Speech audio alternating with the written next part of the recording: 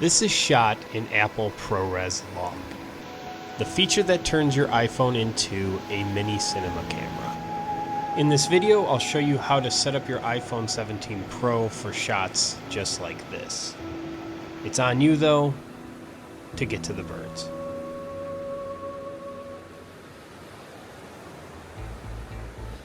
Hey there! If this is your first time here, I am Brett and I create videos on camera gear and do some cinematic storytelling through photography.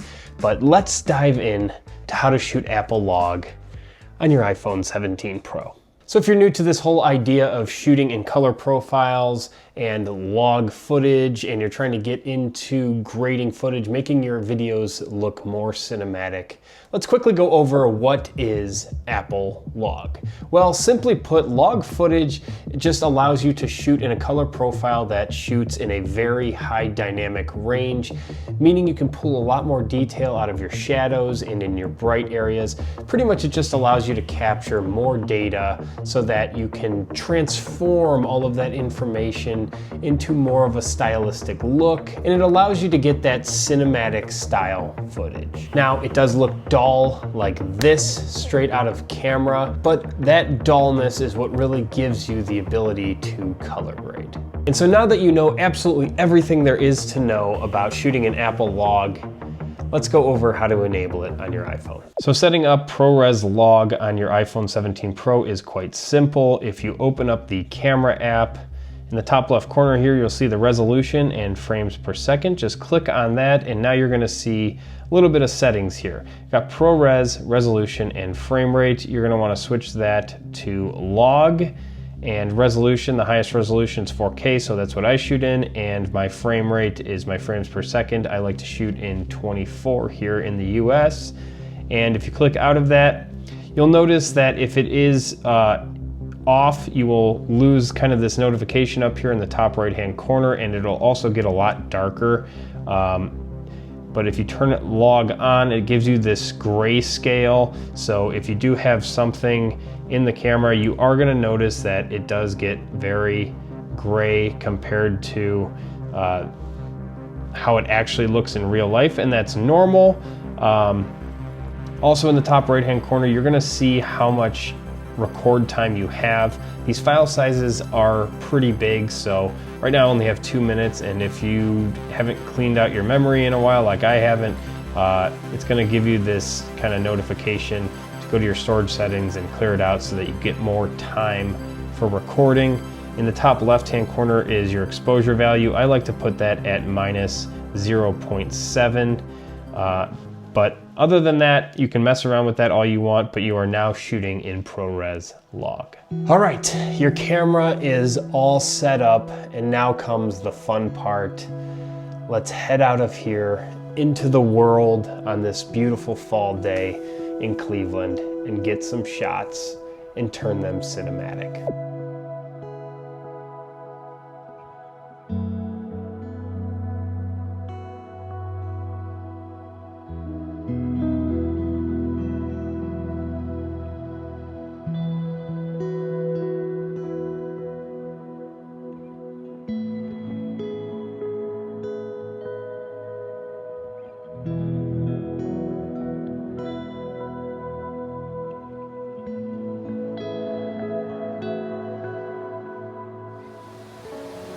So I figured what better way to take cinematic footage than coming down here to my favorite spot, the beach in the fall. It really is kind of just awesome down here. I forgot my microphone, so bear with the audio. I'll do my best to make it sound good in post-production. But I'm having a lot of fun shooting cinematic shots on the iPhone 17 Pro. It's super easy. One of the things I forgot to mention earlier is you can set all of your recording and your autofocus and auto exposure lock with just the tap of the side button here. That really is a game changer. It's so much better than having to press and hold on the screen. All you have to do is tap and hold on the top here, and it will automatically autofocus lock. And then you can also zoom with it if you slide your finger back and forth, and that's all stuff you can set up in the settings on the iPhone 17 Pro. But it's really windy down here. Hopefully the audio is decent, and we're gonna go with some cinematic shots.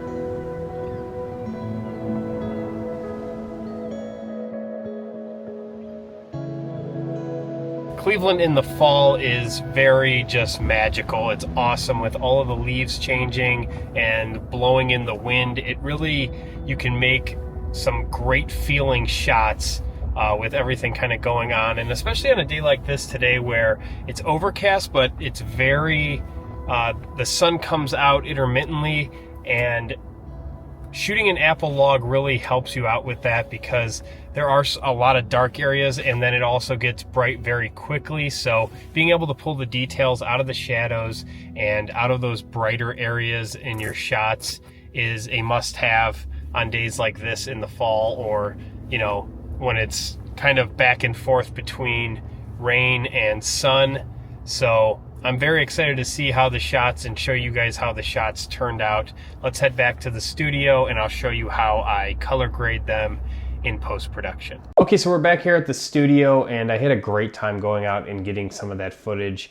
The colors out there are unbelievable, and this is one of my favorite parts of shooting video, is bringing everything back here and seeing how I can manipulate the colors and kind of make the image my own. And shooting in Apple Log really allows you to expand everything a little bit further in order to get that cinematic look and make your shots look how you want to. So I'm going to be editing my footage in Final Cut Pro, and I'm not going to make this a color grading video or an editing video. There's a ton of resources out there on YouTube that are way better than me and know a lot more than I do, but I'll just show you a basic edit of how I get my footage kind of just to a usable point. And if you want to learn more about color grading, I would go check out those other videos. But we're going to be using Final Cut Pro. One of the huge benefits to shooting Apple Log and editing with Final Cut Pro is that it does automatically bring the color back into your image using a Apple Log LUT. I'll show you what I mean. If we select our clip down here, this is going to be the clip of the birds here. I thought it's probably my favorite clip in general, and I had to crawl up to them in order to get this shot. But if we just select the clip here and go to the information in the top right corner here, you'll see if it's in extended. Sometimes it's just in basic. So in order to get this on Final Cut Pro, you're gonna wanna go to extended, and you'll now see camera LUT. It's got this Apple Log 2 LUT. If we click this and go to none, you'll see it's back in this very grayscale on our Lumagram here. And we don't want that, because then we have to dial this all back in. So Apple put a Apple Log 2 LUT in here, and you can see it looks really good right off the start. And we're gonna just work off of this LUT.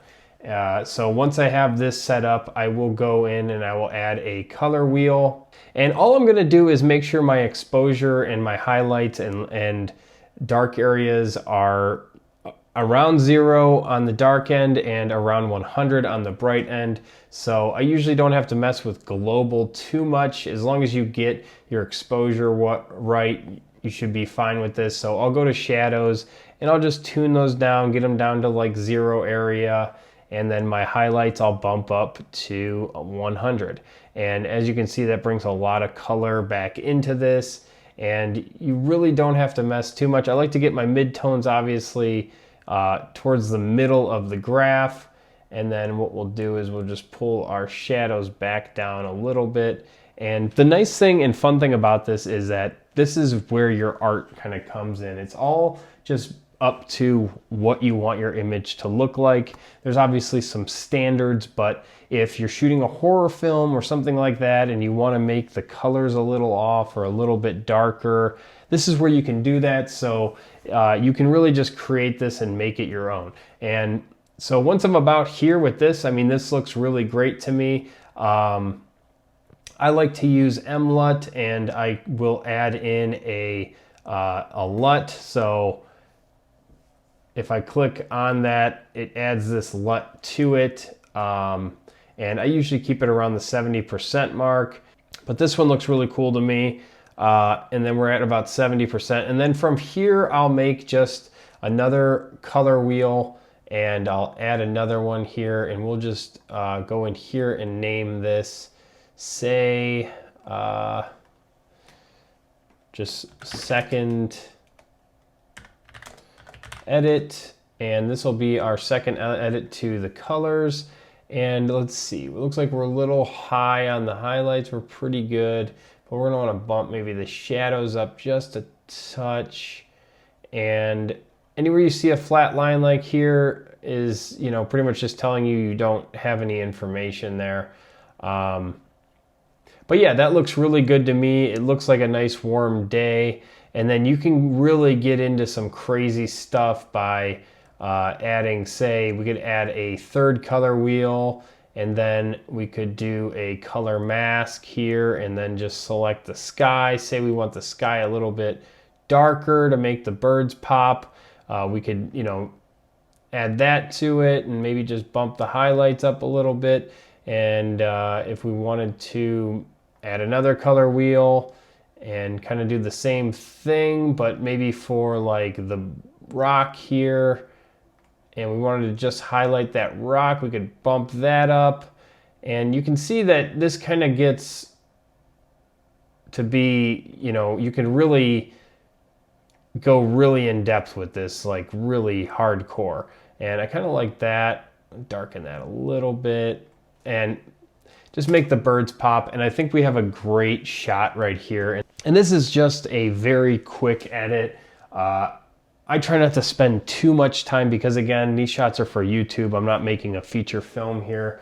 And also, I'm, you know, pretty new to color grading in the large scheme of things. There's some people that have been doing this for years and years. They're way better teachers at this. I just want to show you how I quickly do it and kind of how Apple Log allows you to stretch and pull from the shadows and get detail even in the darker areas of your image as well as the bright areas. So it's very easy, and Apple really helps you out, and we have a really cool just shot here overall of these birds. So yeah, that's how easy it is to grade and shoot Apple Log footage on the iPhone 17 Pro. It truly is a huge upgrade from my iPhone 15 Pro. I usually do wait every couple of years, and it just fits right into your pocket. You don't always have to bring your mirrorless camera with you wherever you go. Apple is really moving in the right direction when it comes to this. I don't think it'll ever fully replace a mirrorless camera, but it's nice to have if just something comes up while you're out and about and you just forgot your mirrorless camera or didn't have it with you for some reason.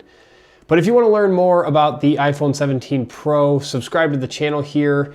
If you want to support the channel, get the gear, hats, stuff like that, that is down below on my channel. I'll see you guys on the next one.